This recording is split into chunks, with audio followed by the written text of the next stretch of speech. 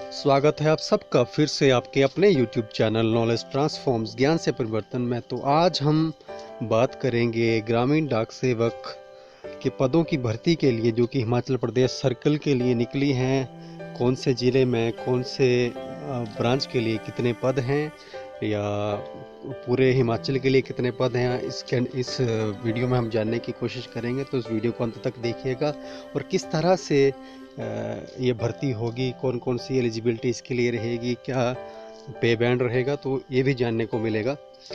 तो इसके लिए जॉब प्रोफाइल जो है 3 पद हैं, जिसमें branch post master, assistant branch post master और उसके बाद डाक सेवक।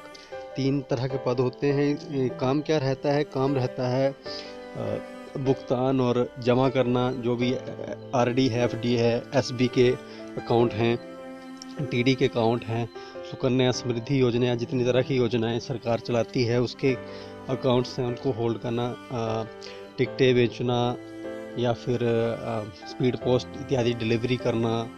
बीपीएम के काम ये है, या विभाग के द्वारा प्रदत्त जो भी दिए गए उपकरण हैं उनको संभालना, मेले आयोजित करना। तो ये सब काम रहते हैं। डाक ले आना, छोड़ना, तो इन पदों का ये काम रहता है। और यहाँ पे नीचे बताया गया है कि कितने रुपए मिलेंगे 4 घंटे के लिए 12,000 रुपये और 5 घंटे के लिए 14,500 और ABPM और डाक सेवक को 10,000 और 12,000। और उसके बाद एलिजिबिलिटी क्या रहेगी? एलिजिबिलिटी जो है 18 से 40 वर्ष आयु के लोग इसके लिए अप्लाई कर सकते हैं। 7/10/2020 तक जिनकी आयु इतनी हो। और ST/SC के लिए 5 साल की रिलैक्सेशन है, OBC के लिए 3 साल की है। जो BPL हैं उनके लिए कोई रिलैक्सेशन नहीं है।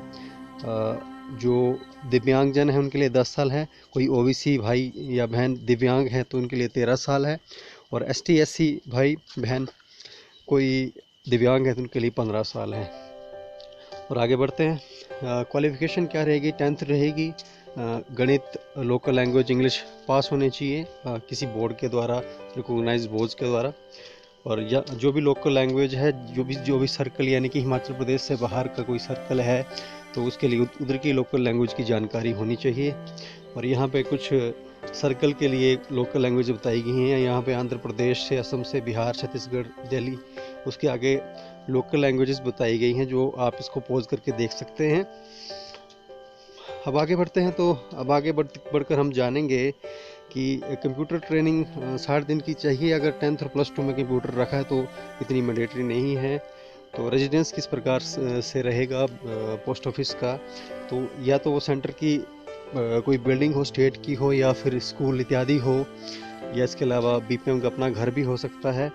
लोकेशन क्या रहेगी? लोकेशन ऐसी रहेगी जिसमें कि वो बिजी प्लेस हो और जहाँ लोगों को आना जाना लगा रहता है। और साइज़ क्या रहेगा कमरे का, या जहाँ भी पोस्ट ऑफिस रहेगा 10x10 से ज़्यादा कमरा होना चाहिए और आसानी से पहुँचना चाहिए। यानी कि ऐसी जगह नहीं होना चाहिए जहाँ तक लोग ना पहुँच पाएँ, जैसे कि किचन है, सीढ़ियों के नीचे है, टूटा फूटा कोई कमरा है, इस तरह के चीज़, या बरामदे में हो, इस तरह की चीज़ें नहीं होनी चाहिए। स्ट्रक्चर पक्का होना चाहिए, पावर सप्लाई, बिजली की कनेक्शन होना चाहिए, जगह होनी चाहिए ताकि हम वहाँ पे अलमारियाँ रखी जा सकें, टेबल इत्यादि, कुर्सी तक रखी जा सके।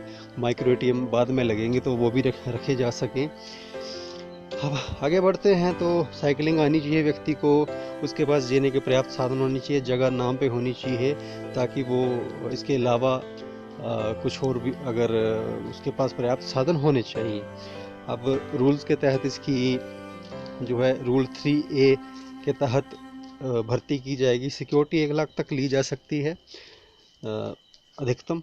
और इसके अलावा पोस्ट ऑफिस कहाँ रखा जाए? तो पोस्ट ऑफिस जो है वो BPM को तय करना पड़ेगा कि उसकी नियुक्ति के 30 दिन के भीतर कहाँ पोस्ट ऑफिस रखा जाए। इसके अलावा कोई व्यक्ति जो ऐसा व्यक्ति जो किसी पोस्ट पर पहले से है उसके लिए ये पोस्ट नहीं है। और ग्रामीण डाक सेवक जो है कुछ इस तरह की गतिविधियों में नहीं होना चाहिए जहाँ पे पोस्ट ऑफिस की छवि को कोई इस तरह का दाग पहुँचे। और जो कोई भी प्रीवियस जो अनुभव है वो भी काम में नहीं आएगा। और दूसरी भी टर्म एंड कंडीशन फॉलो होनी चाहिए। और ST/SC OBC और person with disability economic weaker sections की जो है वो यहाँ पे रिप्रेजेंटेशन रहेगी, बाकायदा रोस्टर के अनुसार रहेगी।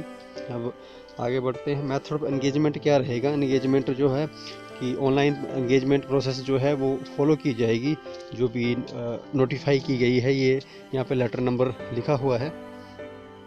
अब जो आगे बढ़ेंगे तो आगे बढ़ते हैं तो फीस कितनी ली जाएगी? तो फीस 100 रुपये ली जाएगी अनरिजर्व से, OBC से, ट्रांसमैन से या EWS मेल से, और सभी औरतों को, ट्रांस वुमेन है SC/ST के लिए, और PWD की जो कैंडिडेट्स उनके लिए जो फीस माफ़ है।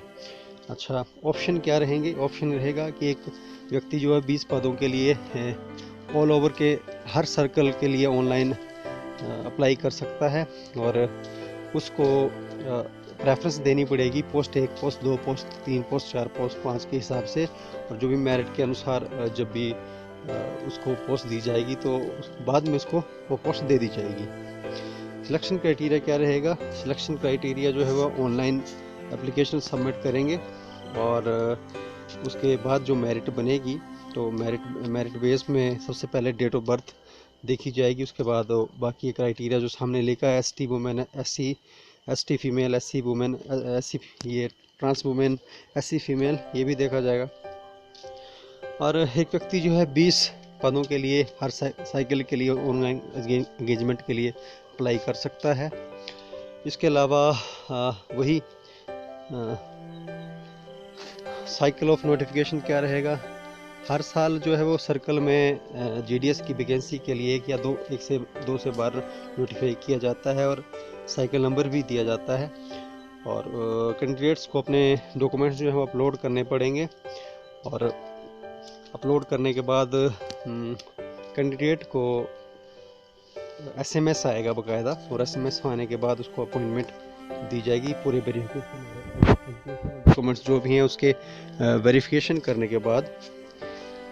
अब आगे जानते हैं कि कैंडिडेट ने यहाँ मेन पॉइंट था कि कैंडिडेट ने अपना रजिस्ट्रेशन नंबर जो है वो किसी के साथ नहीं बताना है, ताकि किसी भी तरह की असुविधा से बचा जा सके। और कैंडिडेट जो है वो अपना एप्लीकेशन स्टेटस वेबसाइट पे देख सकता है, रजिस्ट्रेशन नंबर और मोबाइल नंबर डाल के। जब तक रिजल्ट नहीं आता तो अप्लाई कैसे करेंगे? अप्लाई जो है वो नोटिफिकेशन को पूरा पढ़ना है, जैसे कि अभी हम इसको देख रहे हैं, आप इस नोटिफिकेशन को पॉज करके भी पढ़ सकते हैं। अब कैंडिडेट को ये देखना पड़ेगा कि वो एलिजिबल है पहले तो, तभी वो भरे, और एक बंदे के लिए एक रजिस्ट्रेशन की जाएगी, और अगर दूसरी बार की जाती है तो उसको डुप्लीकेट कहा जाएगा और उसको माना नहीं जाएगा। और कैंडिडेट जो है वो कोई भी फिजिकल यानी कि भौतिक एप्लीकेशन नहीं देगा, ये सब कुछ ऑनलाइन होगा, अपलोडिंग सब कुछ ऑनलाइन होगा।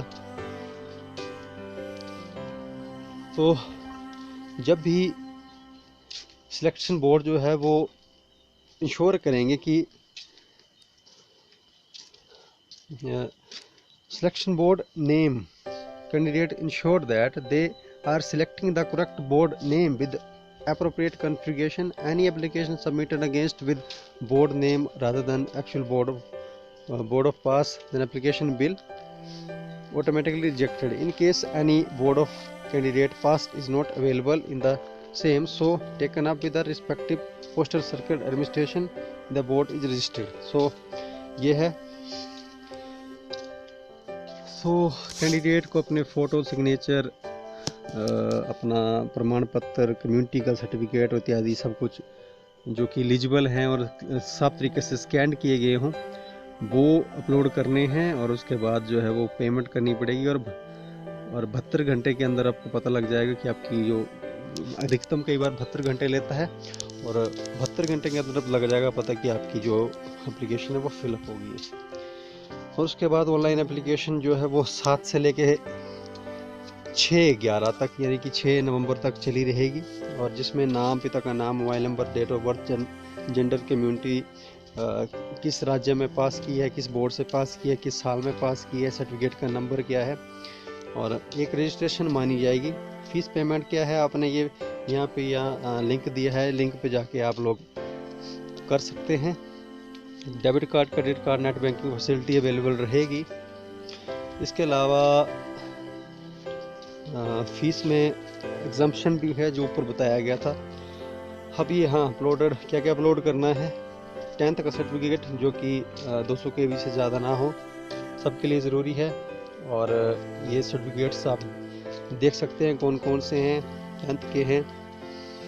इसके अलावा डेट ऑफ बर्थ का है, कंप्यूटर सर्टिफिकेट है, कम्युनिटी सर्टिफिकेट है, फ़ोटो है, सिग्नेचर है। सभी JPG और JPEG फॉर्मेट में इनके साइज़ भी बताए दिए गए हैं कि 50 KB की करनी है, 20 KB की करनी है।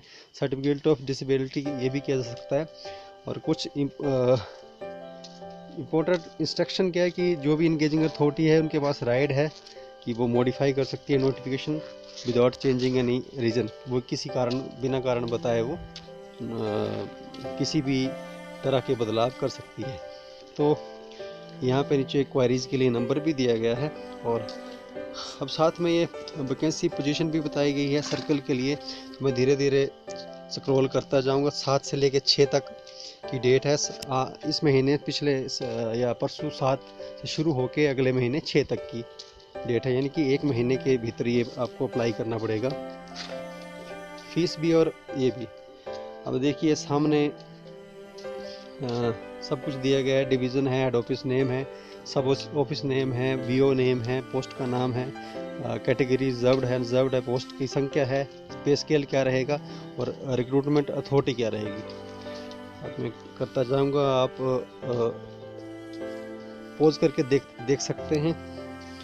पोज करके आप देख सकते हैं, मैं स्क्रॉल कर रहा हूं। और ये भी चंबा के चले हैं। चंबा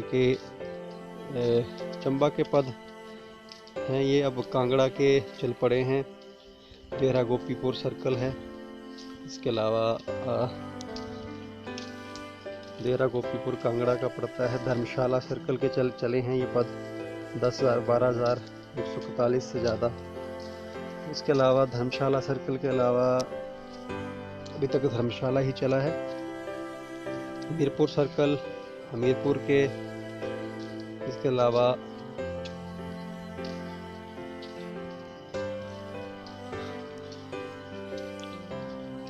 काफ़ी लंबी लिस्ट है ये, तो ये स्क्रॉल करता जा रहा हूँ। आप नोटिफिकेशन जो है वो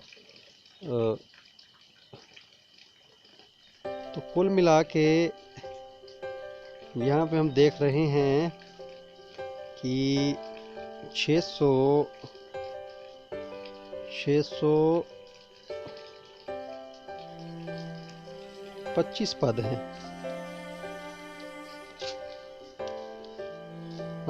कम्युनिटी वाइज अगर देखें तो EWS के लिए 69 पद हैं, OBC के लिए 170 पद हैं, PWD-A के लिए 4 हैं, B के लिए 2 हैं, C के लिए 6 हैं, DE के लिए 1 है, SC के लिए 75, ST के लिए 40, अनरिजर्व्ड के लिए 267। तो ये 634 पद हैं। तो ये यहाँ पे पूरी नोटिफिकेशन यहाँ पे समाप्त होती है। तो मुझे उम्मीद है आपके लिए बेनिफिशियल रहा होगा। कहीं भी अगर आपको कोई प्रॉब्लम आती है तो आप इस नोटिफिकेशन को पॉज करके बीच में देख सकते हैं, शायद आपके पास नोटिफिकेशन हो भी। तो मिलते हैं किसी अन्य वीडियो में, तब तक के लिए जय हिंद, जय भारत।